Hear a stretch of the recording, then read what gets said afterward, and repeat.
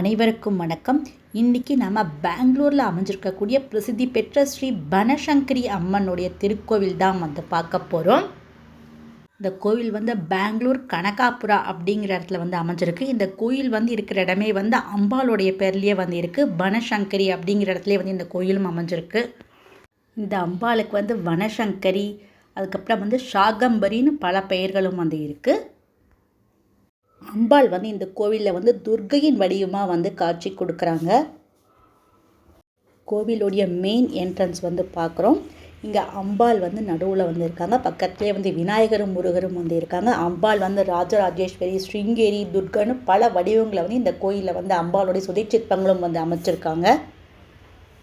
இந்த கோவிலில் பக்தர்கள் எப்போவுமே அதிக அளவில் இருப்பாங்க. அதுவும் குறிப்பாக செவ்வாய், வெள்ளி, ஞாயிற்றுக்கிழமையில் வரக்கூடிய ராகு காலத்தில் அதிகப்படியான கூட்டம் இந்த கோவிலில் இருக்கும். அம்பாளுக்கு எலும்புச்சம்பள மாலை, அதுக்கப்புறம் விளக்கு எடுத்துறது இந்த கோயிலில் ரொம்ப விசேஷமான வழிபாடாக சொல்லப்படுகின்றது.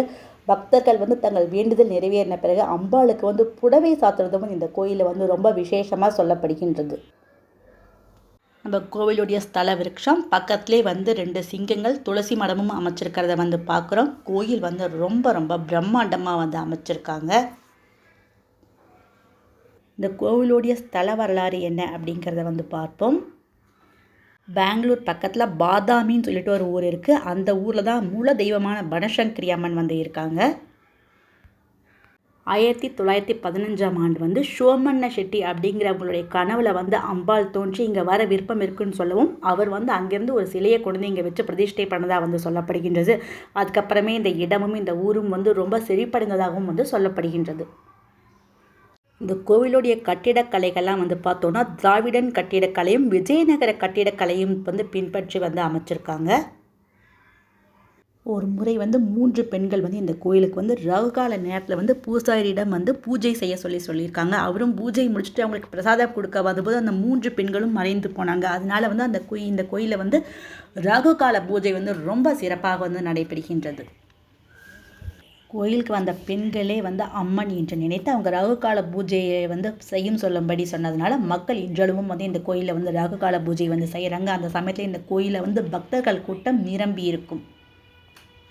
இந்த கோவிலில் நவராத்திரி, அதுக்கப்புறம் டிசம்பர், ஜனவரி முதல் வாரத்தில் வரக்கூடிய இந்த கோவிலுடைய ஆண்டு விழா, தீபாவளி, மகா சிவராத்திரி எல்லாம் ரொம்ப விசேஷமாக கொண்டாடப்படுகின்றது. அழகான மண்டபங்களும் பெரிய பெரிய தூண்களையும் நம்ம பார்த்துட்ருக்கோம். ரொம்ப அழகான ஒரு கோவிலை தான் இன்றைக்கி நம்ம ஸ்ரீபக்தி சேனலில் பார்த்துட்ருக்கோம்.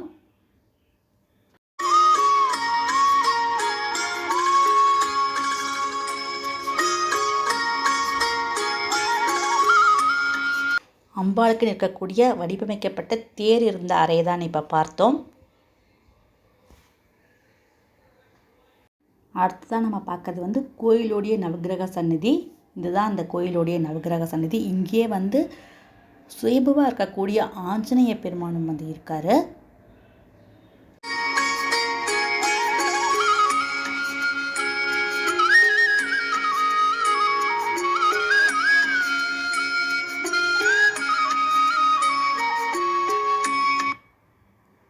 இந்த கோவிலே கார் பார்க்கிங்குக்கு பெரிய இடமும் கொடுத்துருக்காங்க.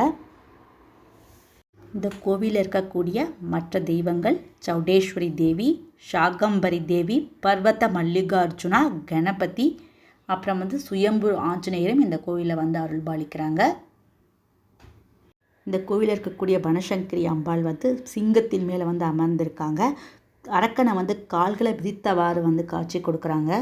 அம்பாள் 8 கைகளோட நமக்கு காட்சி கொடுக்குறாங்க. அதி அற்புதமான ஸ்ரீ பனசங்கரி தேவியுடைய கோயில் தான் இன்றைக்கி நம்ம பார்த்தோம். ஸ்ரீ மாத்ரே நமக. சக்தி வாய்ந்த ஸ்ரீ பனசங்கரி அம்மனுடைய கோயில் வீடியோ தான் இன்றைக்கி பார்த்தோம். நம்ம ஸ்ரீபக்தி சேனலை கண்டிப்பாக சப்ஸ்கிரைப் பண்ணி லைக் பண்ணுங்கள். தேங்க்ஸ் ஃபார் வாட்சிங்.